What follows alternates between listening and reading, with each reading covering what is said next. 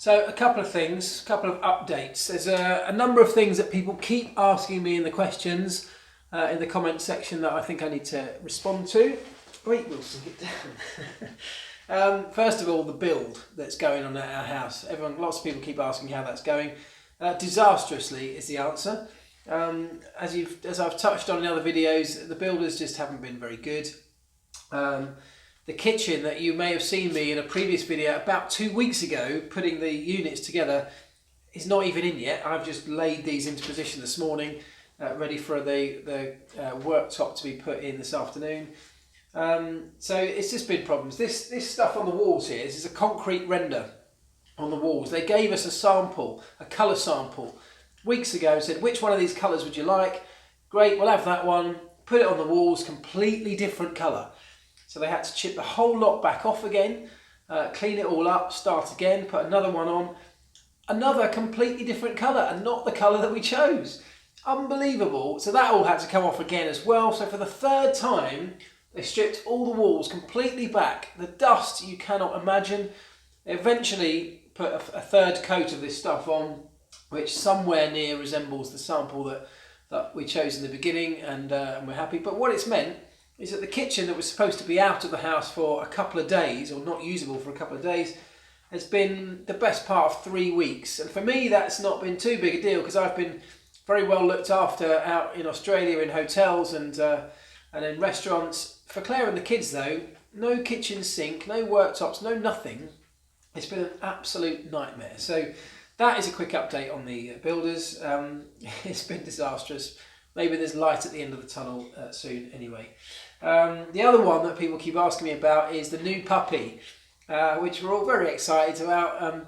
He's not here yet. We've had, because of all this, because of the building stuff dragging on, we've had to delay his arrival. So actually it's going to be now when I get back from Bahrain and China in nearly 2 weeks' time. We'll go and get him then. So that's something that's really exciting to look forward to when I get back. So I go to Bahrain tomorrow and go straight on from Bahrain to China. So that's a double header. We don't come home in between. So it's a long trip. These are the longest trips that I tend to do. I don't like them. They're not nice to be away from home for that long. However, having said that, really looking forward to the racing. I thought Australia gave us glimpses of enough optimism that there might be some great racing ahead. I know that Australia wasn't great for in terms of overtaking, but I think that was very track specific. And I know we've got a larger issue with the cars not being able to follow each other, and that is an issue, an ongoing issue that has to be addressed in the future.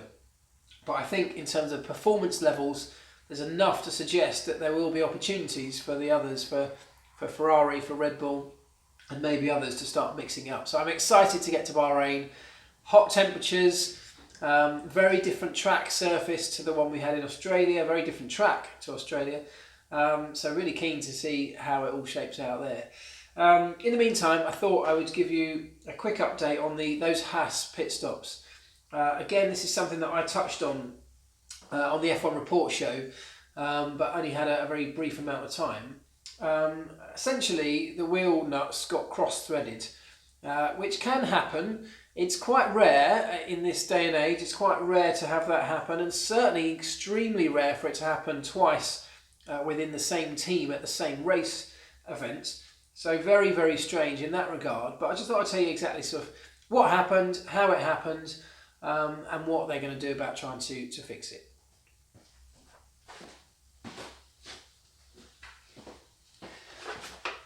Now, when I talk about cross-threading the wheel nuts, if you're not familiar with what that is, we've all taken the lid on our bottle of milk, I'm sure, or a bottle of fizzy drink or whatever, tried to screw it on, and first time round, it's not worked. It's gone tight, but the lid is not on straight, and the thread locks up.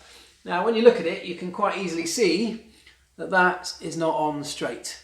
And that essentially is what happened to the HAAS wheel nuts. These wheel nuts that go onto a Formula 1 car, one central wheel nut of course on each wheel, has to marry up to the very coarse thread, a little bit like this bottle of milk, only about 2 or 3 full complete turns, complete revolutions between putting the the wheel nut on and then having it completely tight. The reason they do that, of course, is that the fewer turns that it takes to do it up, the quicker the pit stop can be and the quicker you can get your car back in the race. So a very coarse thread.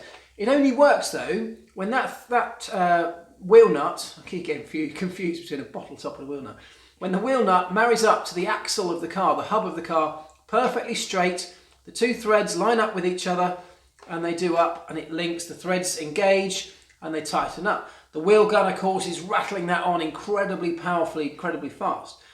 If that wheel nut goes on at a slight angle, and this can all be partly to do with the guy putting the wheel on. The wheel nut, of course, on a Formula 1 car, permanently housed inside the wheel.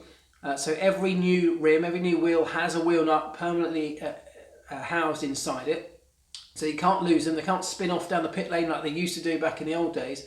They're retained inside the wheel.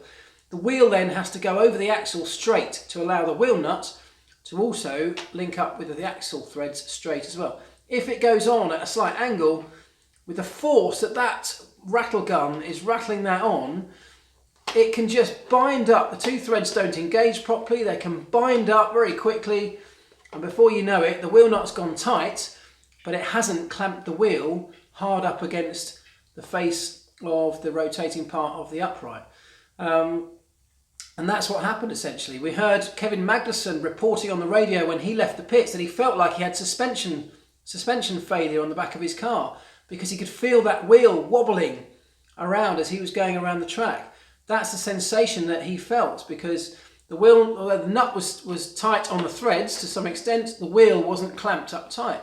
If you were putting that wheel nut on by hand, of course, as I've done with this bottle top, you'd very quickly feel that was wrong. You'd take it off and you'd pop it on straight like we all do when this happens with our bottle tops. When they're doing it with the wheel gun, that wheel gun is so violent, it's so powerful, it's trying to wrench the thing out of your hands, rattling that nut on with such force, and of course this whole pit stop lasts for less than 2.5 seconds. There's absolutely no time to recover when something goes wrong like that.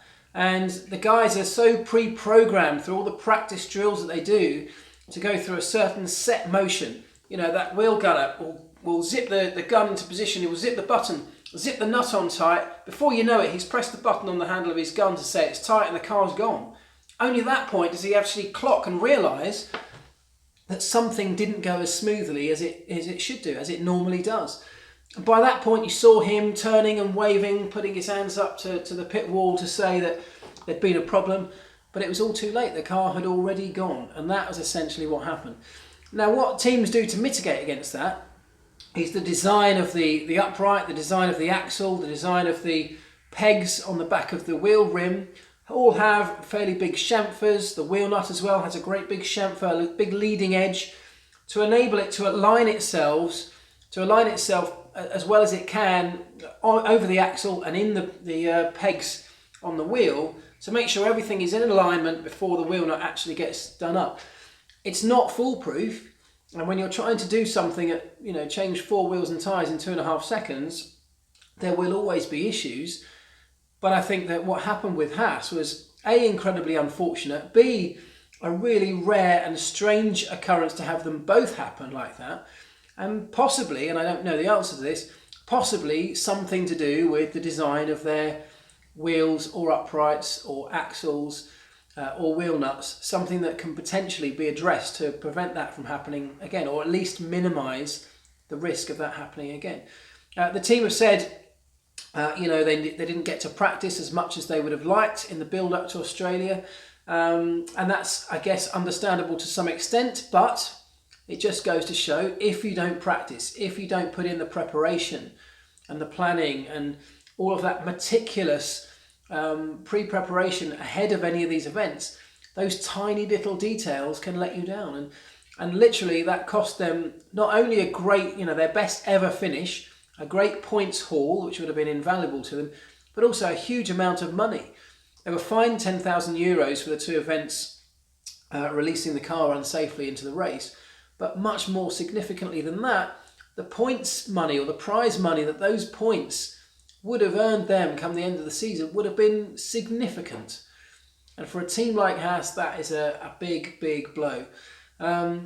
What's really encouraging, of course, is that they showed great performance, and I've no doubt that they will have more opportunities to deliver performances like that.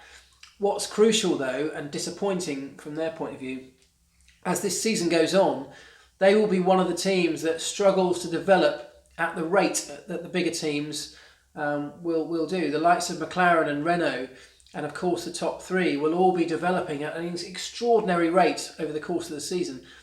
It's possible that HAAS, although they've got this great start, may get left behind slightly in that development race.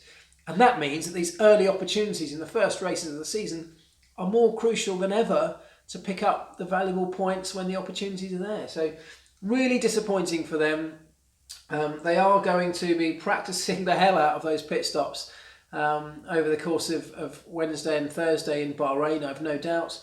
They can't really do it in the factory in between these two events because lots of the people, lots of the personnel around that pit stop crew just won't be in the factory. Some of them will go on straight to Bahrain to start prepping the garage. And if you haven't got a full crew, you know, it's almost pointless doing a pit stop practice, which is what the team have said. The shortcomings in their pre-season practice really have bitten them in the backside. And that is a lesson to us all.